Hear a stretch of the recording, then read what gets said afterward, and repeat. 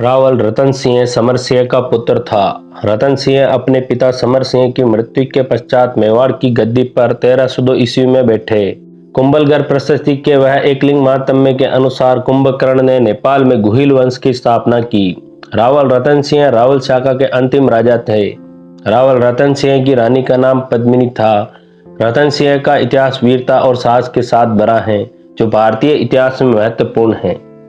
रावल रतन सिंह के समकालीन दिल्ली का सुल्तान अलाउद्दीन खिलजी था। रतन सिंह के चित्तौड़ का शासन मिलते ही अलाउद्दीन खिलजी के आक्रमण का सामना करना पड़ा। कुछ विद्वानों ने चित्तौड़ पर अलाउद्दीन खिलजी के आक्रमण का कारण रतन सिंह की अति सुंदर रानी पद्मिनी को माना है। यह बात एक काल्पनिक लगती है, क्योंकि मलिक मोहम्मद जासी ने पद्मावत ग्रंथ को 1540 में शेरशाह सूरी के समय में लिखी, जबकि रावल रतन सिंह रानी पद्मिनी और अलाउद्दीन खिलजी की यह घटना 1302 की है। 28 जनवरी 1303 को अलाउद्दीन खिलजी चित्तौड़ पर आक्रमण के लिए दिल्ली से रवाना हुआ। लेखक अमीर खुसरो ने लिखा है कि सुल्तान अलाउद्दीन खिलजी ने अपनी सेना का शाही शिविर गंभीरी और बेड़स नदियों के मध्य लगाया, जो कि चित्तौड़गढ़ किले के पास हैं। अलाउद्दीन खिलजी ने अपना स्वयं का शिविर चित्तौड़ी नामक पहाड़ी पर लगाया था। वहीं से अलाउद्दीन रोज चित्तौड़ के किले के घेरे के संबंध में निर्देश देता था। लगभग 8 माह तक शाही सेना को घेरा किले के बाहर रहा। 8 माह के बाद किले के द्वार खोले गए, क्योंकि रसद सामग्री की कमी होने लगी। किले के द्वार पर रतन सिंह के सेनापति गोरा और बादल के नेतृत्व में राजपूत सैनिकों ने केसरिया वस्त्र धारण कर चित्तौड़ दुर्ग के द्वार खोलकर शत्रु पर टूट पड़े और वीर गति को प्राप्त हुए।